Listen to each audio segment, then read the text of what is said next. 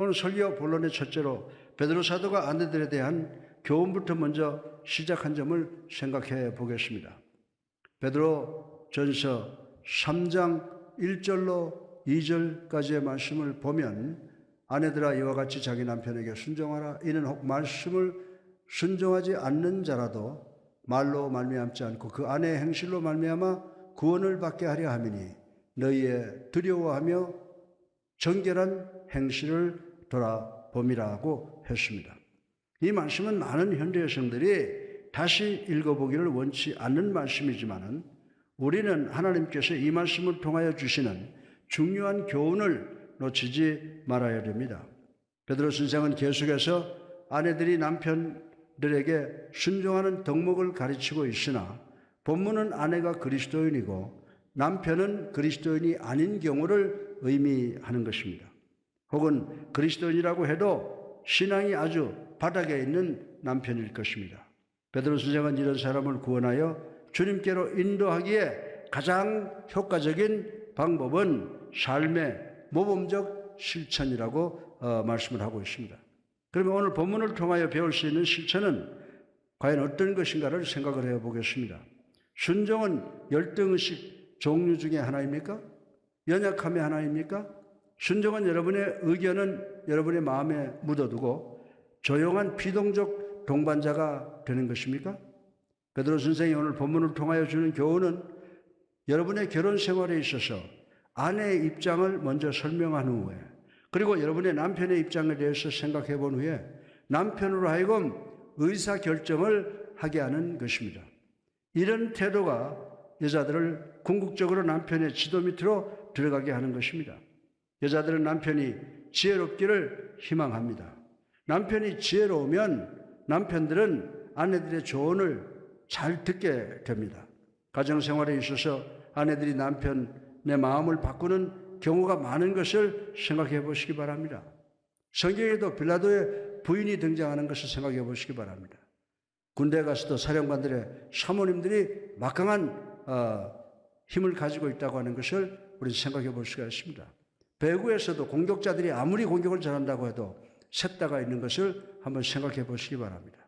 남편들은 아내들이 자신들보다 우둔하다고 생각할 수가 있습니다. 그럼에도 불구하고 아내들이 작전의 작전권을 갖고 있으므로 남편들은 아내들의 작전을 따르는 경우가 참으로 많이 있는 것입니다.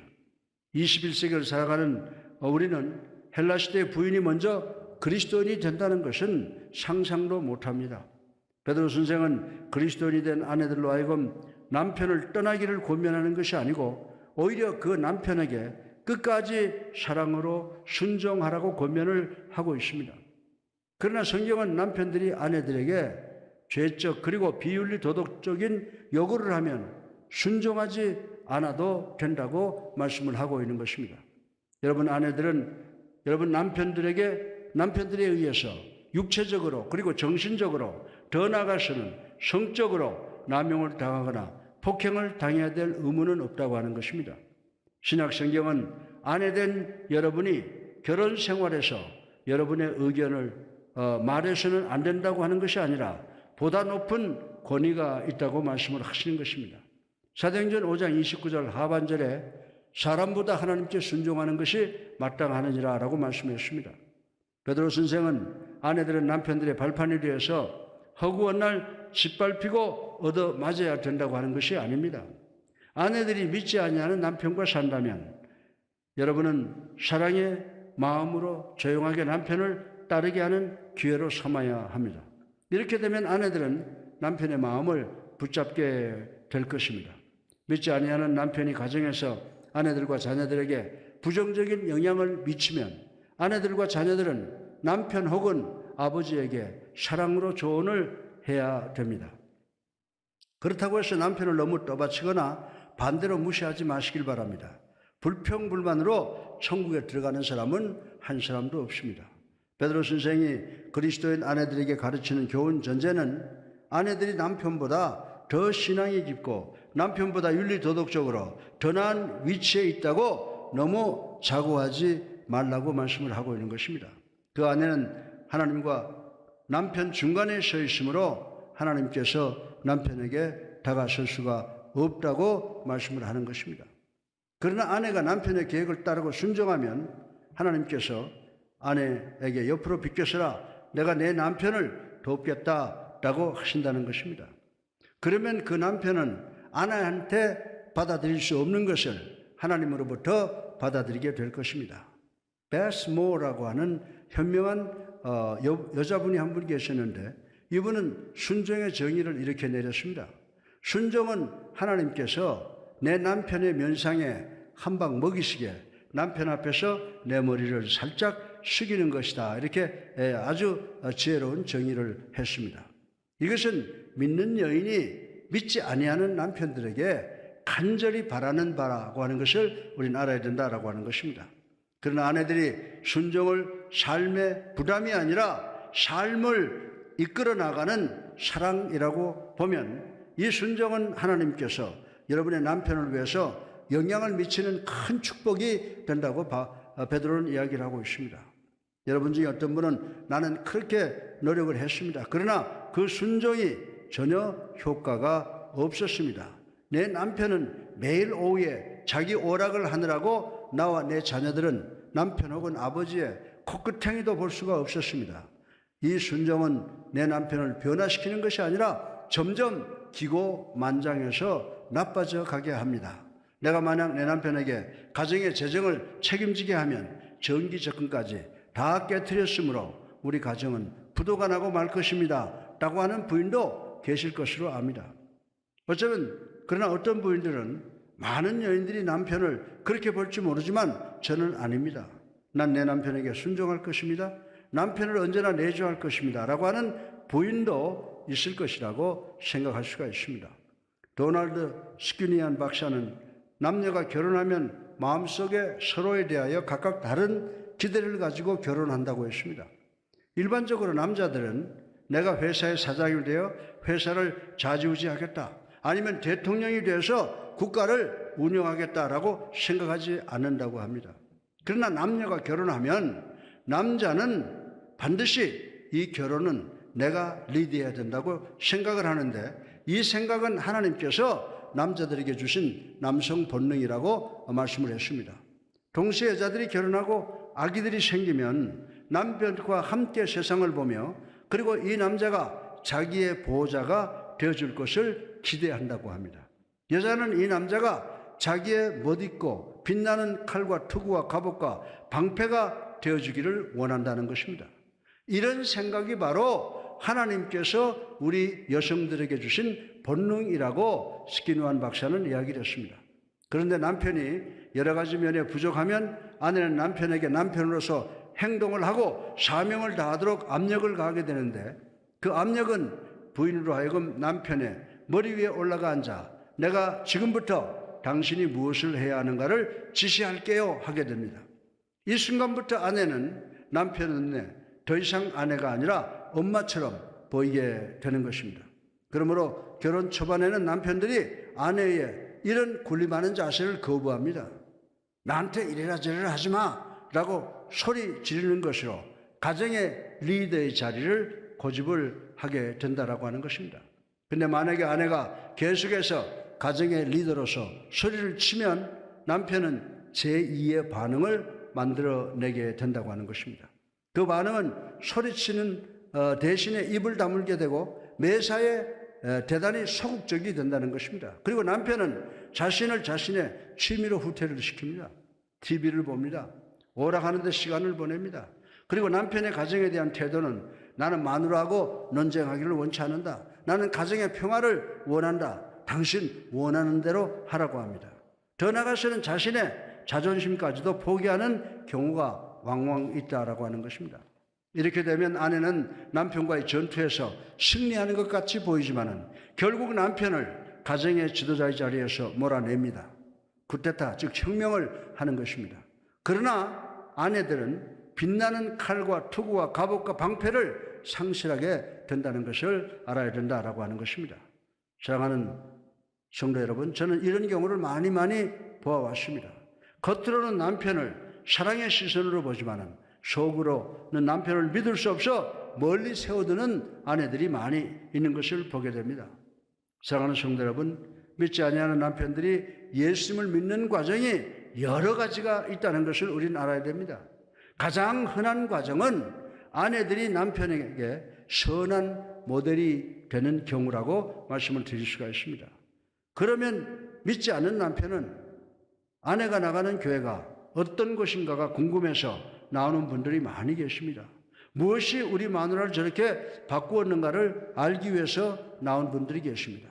그들이 나중에 예수 그리스도께서 자기 부인을 변화시키는 것을 알게 됩니다. 아내들이 하나님의 시각으로 하나님의 권위를 보게 되면 우리들의 배우자를 존경하는 것이 그리 어렵지 않음을 명심하시는 우리 모두가 되기를 주님의 이름으로 축원합니다. 둘째로 오늘 본문 말씀 속에는 여자분들을 위해서 4가지 중요한 교훈이 기록되어 있는 것을 생각해 보겠습니다. 먼저 1절의 말씀에 아내들아 이와 같이 자기 남편에게 순종하라 이렇게 말씀을 하고 있습니다. 이 말씀은 단순히 부분적 순종의 형태를 말하는 것이 아닙니다. 이 말씀은 아내된 분들의 삶 전체를 의미합니다. 남편을 위한 기도, 남편을 위한 사랑, 남편을 위한 격려와 위로를 의미하는 것입니다. 그리고 외모로 하지 말고 라고 하는 말씀이 있습니다. 그렇다고 해서 최고로 보이지 말라는 말은 아닌 것입니다. 그러나 여러분 아내들이 돈을 쓰는 것에 대하여 여러분의 우선순위가 어디에 있는가를 늘 생각해 보라는 것입니다. 베드로전서 3장 3절로 4절에 보면요. 너희의 단장은 머리를 꾸미고 금을 차고 아름다운 옷을 입는 외모로 하지 말고 오직 마음에 숨은 사람은 온유하고 안정한 심령에 썩지 아니할 것으로 하라. 이는 하나님 앞에 값진 것이니라 라고 말씀을 했습니다. 따라서 여러분 아내들이 외모를 꾸미는 것은 상관이 없으나 외모를 꾸민다면 적어도 내면도 꾸미라고 하는 말씀인데 이 내면은 예수 그리스도와 연합하는 것을 통해서 오게 된다는 것을 알아야 되는 줄로 믿으시기 바랍니다. 그리고 태도입니다. 베드로 선생은 온유하고 안정한 심령에 썩지 아니할 것으로 하라고 권면했습니다. 베드로 선생은 너희들의 외모 즉 머리를 꾸미고 금을 차고 아름다운 옷을 입는 것은 중요하지 않다. 중요한 것은 너희들의 내면의 아름다움이다 라고 말씀을 하고 있는 것입니다. 베드로 선생은 여기서 구약의 현숙한 여인이었던 아브라함의 아내 사라의 예를 들어서 설명을 하고 있습니다. 5절로 6절을 보면 사라처럼 하나님의 축복뿐만이 아니라 후대 여성들에게도 길이 모범이 되는 빛나고 아름다운 구원의 여인이 된다는 것입니다. 또한 관심입니다. 사라는 자신의 남편 아브라함에게 자신의 모든 관심을 두었고 에너지와 힘을 주었습니다. 그런데 사라는 그 남편 아브라함은 하나님에 의해서 인도되는 사람이라고 느끼고 남편을 따라 순종했다고 하는 것입니다. 아브라함은 아내를 누이라고 하는 잘못된 결정으로 사라를 대단히 두렵고 절충할 수 없는 2가지 공경에 빠뜨린 적이 있습니다. 그러나 하나님께서는 아브라함이 가장으로서 가정의 지도자로 저지른 잘못된 결과에서 그를 구하여 주었습니다. 그런 가운데서도 사라는 남편 아브라함을 뭐라고 불렀습니까? 주라고 불렀다고 성경은 지적을 하고 있습니다. 사라는 여기서 모든 여자들의 모델이 되는 것입니다. 왜 그렇습니까? 사라는 아브라함이 주님 즉 하나님을 따라가는 사람이라고 하는 것을 믿었기 때문입니다. 이것이 바로 순종입니다. 이것이 바로 사랑입니다. 따라서 아내 되신 여러분들 남편에게 순종하시기를 주님의 이름으로 축원합니다. 셋째로 베드로 선생은 남편에게 권면의 초점을 옮기고 있는 것을 생각해 보겠습니다. 우리 7절을 보면요. 남편들은 아내에게 어떻게 하라고 그랬어요? 남편들아 이와 같이 지식을 따라 너희 아내와 동거하고 그를 더 연약한 그릇이요 또 생명의 은혜를 함께 이어받을 자로 알아 귀히 여기라. 이는 너희 기도가 막히지 아니하게 하려 함이라고 말씀을 했습니다. 여기서 우리가 먼저 관심을 가져야 되는 말은 귀하게 여기라는 말씀입니다. 이 말씀의 원래 의미는 아내에 대하여 알라라고 하는 말씀입니다. 이 명령은 그 당시 관습과는 엄청나게 반대되는 혁명적 권면이었다고 하는 것입니다. 여러분, 여러분의 아내와 깊이 관련된 삶을 사시기 바랍니다. 여러분은 여러분의 아내에 대해서 알기를 배우고 힘쓰셔야 됩니다. 아내와 깊은 대화를 나누어 보시기 바랍니다. 여자를 이해한다는 것은 노젓가락으로 묵을 집어먹는 것 같이 어렵습니다. 그러나 여러분이 여러분의 아내를 보다 더 잘 이해하기 위해서 노력하면 묵사발보다 더 엄청난 귀한 보상이 오는 줄로 믿으시기를 바랍니다. 그리고 베드로 선생은 남편 여러분들에게 아내에게 존경받을 만 하라고 권면을 합니다. 베드로 선생은 너희들의 아내를 대할 때에 연약한 그릇 대하듯 하라라고 했습니다. 여러분은 연약한 그릇이라는 단어의 의미를 이해하셔야 됩니다. 연약한 그릇이라는 의미는 여자들을 대할 때 대단히 섬세하게 대하고 조심스럽게 대하라고 하는 말씀입니다. 여러분은 시장에 가서 설렁탕 뚝배기를 고르는 것이 아니라고 하는 것입니다. 하나님께서 여러분에게 맡기신 것은 아주 깨어지기 쉬운 고급 도자기입니다. 이는 대단히 값진 것입니다. 깨어지기 쉬운 것입니다. 따라서 여러 남자분들, 여러분의 아내들을 대단히 조심해서 그리고 존경으로 그리고 사랑으로 대하시기를 바랍니다. 연약하다는 것은 열등하다는 의미가 아닙니다. 이는 물리적 부분을 의미하는 것입니다. 남편들 여러분은 여러분의 아내를 대할 때 크기로나 힘으로나 목소리를 무기로 사용해서는 절대로 안 된다라고 하는 것입니다. 이런 협박적 행위는 그리스도를 믿는 남자들에게 있을 장소가 없다라고 하는 것입니다. 베드로 선생은 계속해서 남편들에게 영적 유대라고 하십니다. 너는 내 아내를 리드해야 된다. 내 아내의 소리를 들으라. 내가 내 아내의 의견을 높이 평가한다는 것을 내 아내들이 알게 하라고 말씀을 하고 있습니다. 예수님께서는 여자들의 지위를 격상시켜 주셨습니다. 여러분은 예수님께서 사시던 시대에 여자들의 지위를 아십니까? 바울 선생도 베드로 선생도 여자들의 지위를 상승시켜 주었다고 하는 것을 우린 잘 알고 있습니다. 베드로 선생은 여자들을 생명의 은혜를 함께 이어받을 자로 알아 귀히 여기라. 이는 너희의 기도가 막히지 아니하게 하려 함이니라 라고 말씀했습니다. 여러분이 고대 유대인들의 문화를 이해해야 됩니다. 이 당시 남자들에게는요, 누구나 기도하는 공통기도가 있답니다. 그들은 하나님, 당신께서 내가 종이 되지 않게 하심을, 또 이방인이 되게 하지 않으심을, 또 그리고 여자가 되지 않게 하심을 감사합니다라고 기도를 했다고 하는 것입니다. 이 말씀을 이해하고 있는 베드로 선생이 여자의 위치를 격상시키기 위해서 이런 급진적인 말씀을 하시고 계십니다. 베드로 선생은 남자들에게 아내를 사랑하고 존경으로 대하라고 권면을 하시고 있는 것입니다. 그 당시에 이런 말을 들어본 적이 없습니다. 이 말씀은 혁명적인 말씀이었습니다. 기독교에서는 여자들도 남자와 영적으로 평등한 권리를 갖고 있다고 하는 것을 2000년부터 주장을 해왔다라고 하는 것입니다. 그래서 갈라디아서 3장 26절로 28절에 남편들은 가정의 리더가 되어야 합니다. 그리고 영적이 되어야 한다고 말씀하신 것을 우리 읽어볼 수가 있습니다. 하나님의 말씀을 여러분의 머리부터 발끝까지 뒤집어 쓰시기를 주님의 이름으로 축원합니다.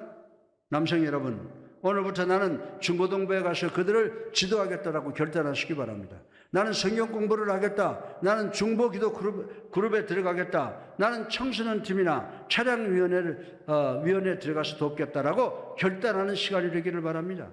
왜냐하면 우리 모두는 남녀 불문하고 함께 유업을 이어나갈 자들이기 때문인 줄로 믿으시기를 주님의 이름으로 축원합니다. 넷째로, 그러면 우린 교회 안에서 사랑은 어떻게 보아야 하는가를 생각을 해보겠습니다. 베드로 선생은 8절을 통해서 교회 안의 사랑에 대해서 맛을 보여주고 있습니다. 마지막으로 말하노니 너희가 다 마음을 같이하여 동정하며 형제를 사랑하며 불쌍히 여기며 겸손하며 라고 말하는 것을 우리는 읽어볼 수가 있습니다. 베드로 선생이 먼저 말하는 것은 통일된 사랑을 말하고 있습니다. 사실은 교회 안에서 사랑의 관계를 표현하기는 그리 쉬운 일이 아니라고 하는 것입니다. 그런데 이 말씀 속에 한 가지 힌트가 있습니다. 그것은 형제라고 하는 단어입니다. 여러분이 성경에서 형제라고 하는 단어를 보면 교회 안에서 사용되는 말씀임을 알 수가 있습니다. 예수 그리스도의 지체 안에서 사용되는 단어입니다. 따라서 우리는 형제로서 통일된 사랑이 필요하다라고 하는 것입니다. 그리고 불쌍히 여기는 사랑을 의미합니다. 베드로 선생은 불쌍히 여기며라고 했습니다. 이 말씀의 의미는 같은 느낌을 가지라는 것입니다. 이는 외부에서 들어오는 것이 아니라 내면 깊은 곳에서 우러나오는 느낌을 의미하는 것입니다. 이는 여러분이 다른 사람을 위해서 갖는 신실한 느낌을 의미하는 것입니다. 특별히 마음의 상처로 심한 고통을 느끼는 사람들을 돕는 것을 의미하는 것이라고 하는 사실을 우린 알아야 됩니다. 다음은 겸손한 사랑입니다. 교회는 우리들이 다른 사람과 관계를 맺는 것에 겸손한 모델이 되어야 됩니다. 다른 사람의 관심의 초점을 예수 그리스도에게 맞추게 하는 것입니다. 우리는 그 방향으로 우리의 스포트라이트를 비추기를 원합니다. 베드로 선생은 교회가 이런 겸손한 사랑을 가져야 한다고 저희들에게 권면하고 있음을 반드시 기억하시는 여러분 되기를 주님의 이름으로 축원합니다.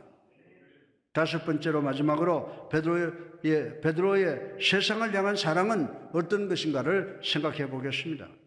베드로 3장 9절을 보면요, 악을 악으로 욕을 욕으로 갚지 말고 도리어 복을 빌라. 이를 위하여 너희가 부르심을 받았으니 이는 복을 이어받게 하려 하심이라고 말씀했습니다.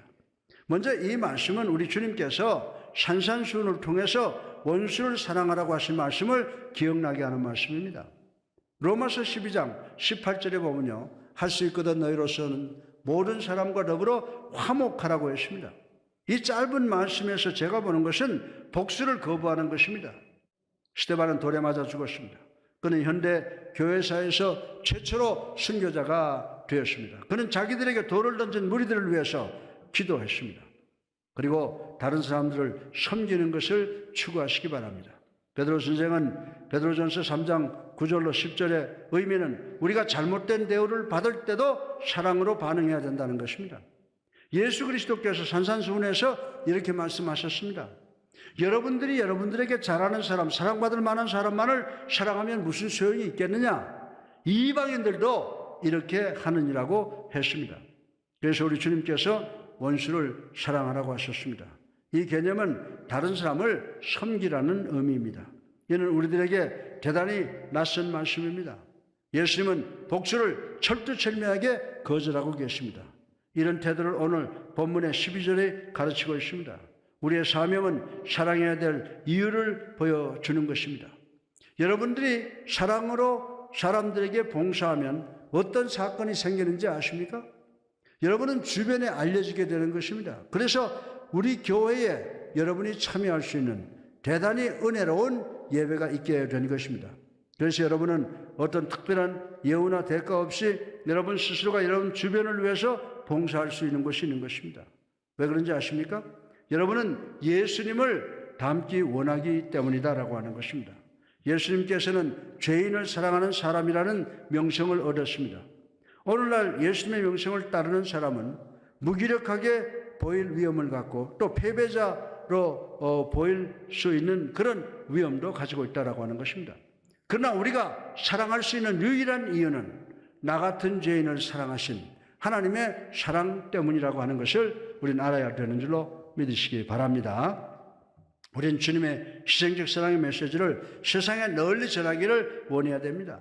그리고 우리는 예수님의 그 사랑을 여러분의 가정에, 교회에, 우리나라에, 그리고 이 세상에 전해야 될 이유가 있음을 인식하시는 우리 모두가 되시기를 주님의 이름으로 축원합니다. 예수 그리스도의 붉은 보혈은 우리들의 더러운 죄의 흔적을 다 덮었습니다. 피와 같이 붉은 죄, 눈같이 희겠네.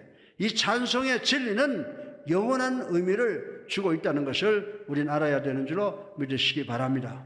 사랑하는 성도 여러분, 사단은 예수 그리스도의 보혈 앞에 서 있을 수가 없습니다. 왜냐하면 사단이 이 보혈, 붉은 보혈을 보는 순간 예수 그리스도께서 갈보리 언덕 십자가에서 이룩한 그 영원한 승리를 기억하기 때문인 것입니다. 사랑하는 성도 여러분, 예수님께서 우리를 사랑하셔서 당신의 보혈로 우리의 모든 죄값을 다 갚아주신 줄로 믿으시기 바랍니다.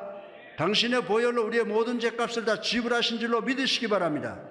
이것이 우리가 서로 사랑해야 될 이유임을 깨닫는 우리 예수사랑교회 성도 여러분, 우리가 사랑으로, 그리스도의 사랑으로 하나 되고 그리스도의 이름으로 섬기는 것을 통하여 우리가 지금 당면하고 있는 코로나19도 완전히 지구 바깥으로 박멸시키는 역사가 조속히 일어나기를 주님의 이름으로 축원합니다.